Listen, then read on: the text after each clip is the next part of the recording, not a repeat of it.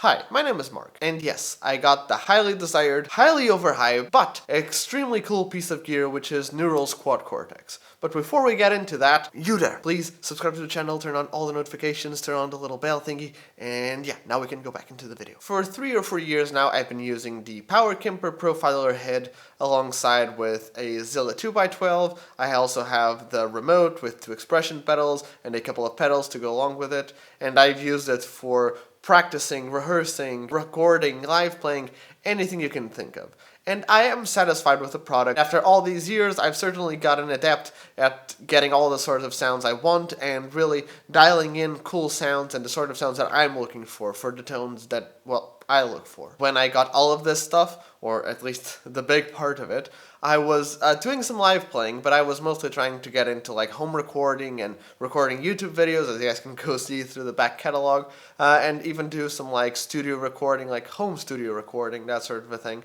And at the time, the Kemper Profiler served at what I thought were most of my needs. And I'm not unsatisfied with the product, but I wasn't looking really forward to live playing too much back then. I was getting tired of it, and I can still say that it's not really the sort of thing I look forward to. I'm much more of a composer, and I prefer to record and produce rather than live playing. So I wasn't playing a lot back then, and for that exact reason, I wasn't really too worried about carrying all sorts of cabinets and big pedalboard cases and carrying the toaster oven in its own carry-on gig bag sort of a situation.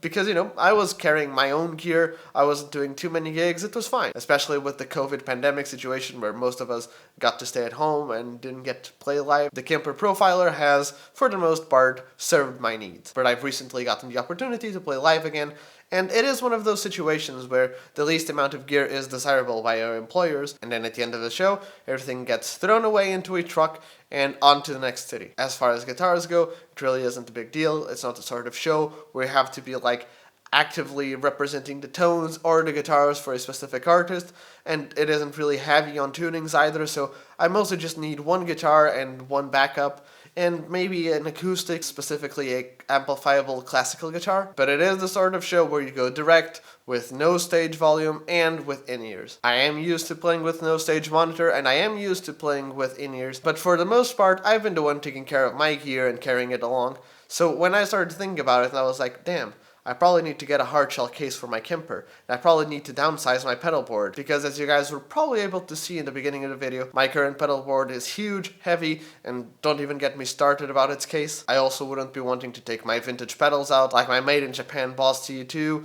and my old school Dino Logo T-Rex Mudhoney, much less the crappy built Wah Rocker 3 by Gaiatone. Guthrie Govan used to play live with one years ago, and he said his broke into pieces. Well, mine mostly never left the studio, and it's already breaking into pieces, so that's how rigid it would be. So I started looking into solutions, and one thing is for you to have like a shitty guitar gig bag and have your guitar in it, but you carry it anywhere. But when you're trusting your stuff to someone else, and that someone else maybe is having a stressful day because they have to move the truck from one city to the next city, or they have to get everything ready because there's a bunch of gear floating around, and even the most likely scenario, which is that just accidents happen. I started thinking, I don't want to take my toaster oven out because it's an expensive piece of gear and kind of getting it ruined like that and then having no backup for it. So I started looking out for solutions, and probably like many of you guys, I was lusting for Noodle's Quad Cortex. It's a small unit, it has all those tones, it has all those capabilities, it has the Quad Cortex dual CPU sort of thing going on that's looked very desirable, and I ended up getting left at a situation where I could spend a good portion of my money like safe-proofing all of my gear and taking that on the road and taking 3 or 4 cases worth of gear, or just looking at it and, along with the guitars, taking 2 cases. One for the Noodle DSP Quad Cortex, and another one for cables and that sort of a thing. So I ended up going on Reverb, and I found a Quad Cortex just a couple of hours from me.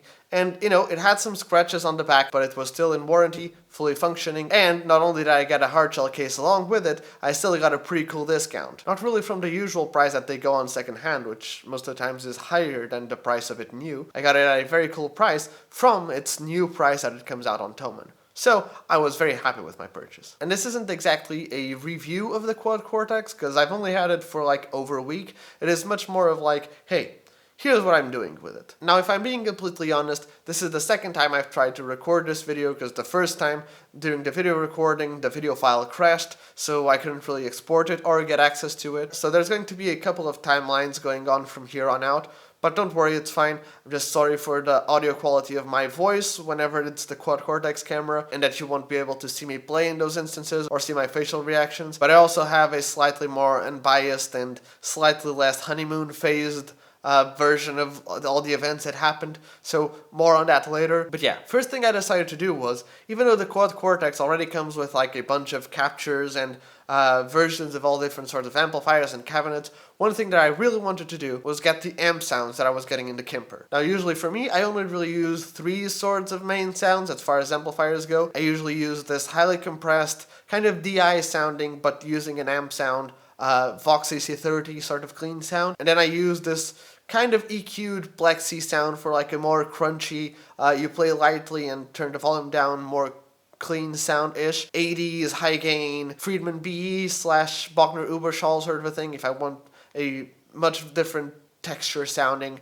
high gain sound than the Plexi. And like I said, over the years I've been programming and modifying and EQing and sculpting the sounds of the Kemper so that they require what I'm looking for in a specific tone. But my main sound is really the crunch Plexi sound, and that's the one that I found the hardest to reproduce in other amps and trying to program into other modelers like the Line 6 Helix that a couple of my friends have. So that one was the one that I really wanted to recreate. For the other ones, I wasn't really too worried on getting that exact same sound because I have been able to do it before. So I decided to use one of the features that honestly was one of the main reasons why I decided to get the Quad Cortex compared to some other units, is its neural capture feature, which is kind of like the profiling that the Kemper does, but slightly different. So I hooked up my Kemper into the Quad Cortex, without any cabinets though, because one thing that I did notice about the Kemper for all the years that I've owned it, is that when it comes to the cabinet section, it could be more user-friendly, and I could use more options, so I decided to just use some of the cabinets in the Quad Cortex, which are much more in-depth. So it's going to be just the amp and EQ section of the Kemper,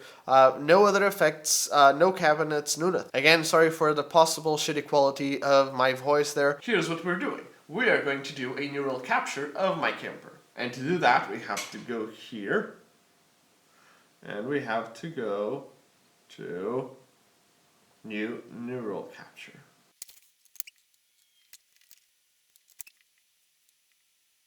And now we start capture.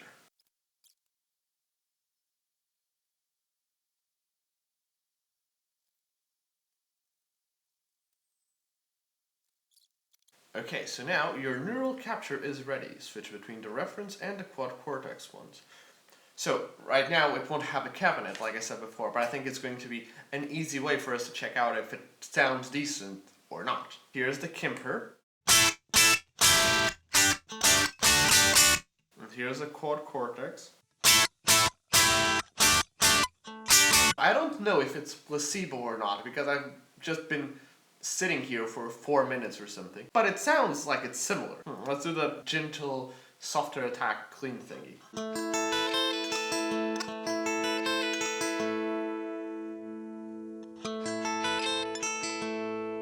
Yeah, the Kemper is a little bit more glassy. Let's use another pickup configuration like the middle position.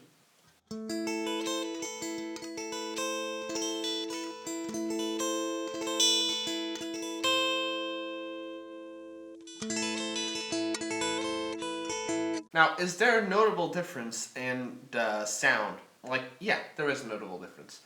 It's not completely the same, but, I think I'm going to save it, and I'm going to try it with a cabinet IR, which is just, like, much better than, like, this sort of raw sound that we're getting. And let's see how it goes. We're going to our neural captures, and we're going to use the purple Kemper Plexi. There we go. So that's the Quad Cortex one. Here's the Kemper.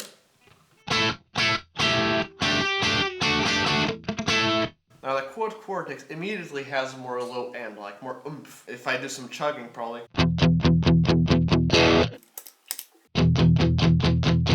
So maybe there's some EQing we can do.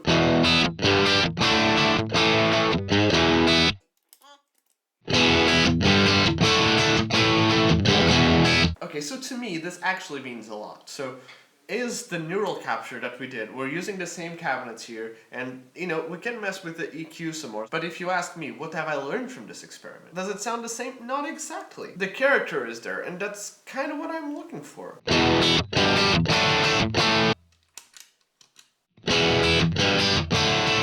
Is it the same? No, but I'm happy enough with it. I get enough vibes of my previous amp in this so that I can then change it and mold my other effects and all my other sounds after it. Now, whether you thought they sounded similar or not, this neural capture is a feature that I was really looking forward to. So I decided to also capture some of my pedals. Now, there is another capture that I want to try out, which is to try and profile, or in this case capture, my original Dino logo T-Rex Mudhoney. That is one of my favorite overdrives, and is one that I really want to get under the hood and in here. And I think that one is probably going to be much easier.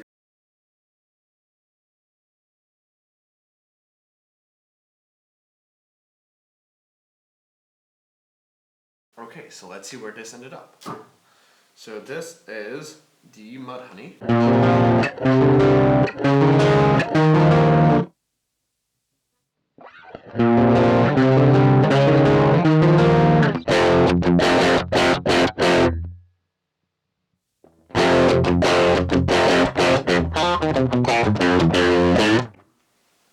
Again, pretty close. Pretty close, I must say. The Quad Cortex can only really do amplifiers or overdrives. It can't do modulation or time-based effects. And they also don't suggest that you do fuzzes, but I did capture like a spitty Octavio fuzz that I had on the Kemper, and my green carrot pedals, dual muff phase pumpkin pie pedal, and I couldn't really notice a difference on those ones. So after that, it was up to creating my own presets. That's what I'm going to show you guys.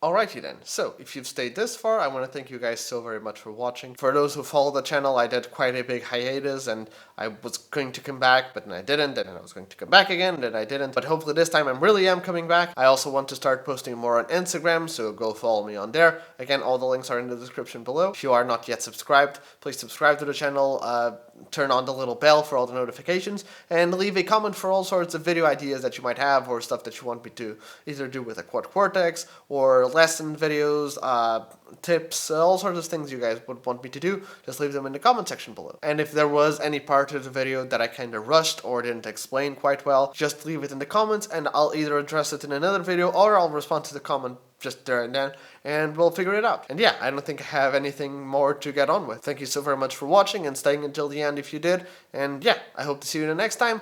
Cheers!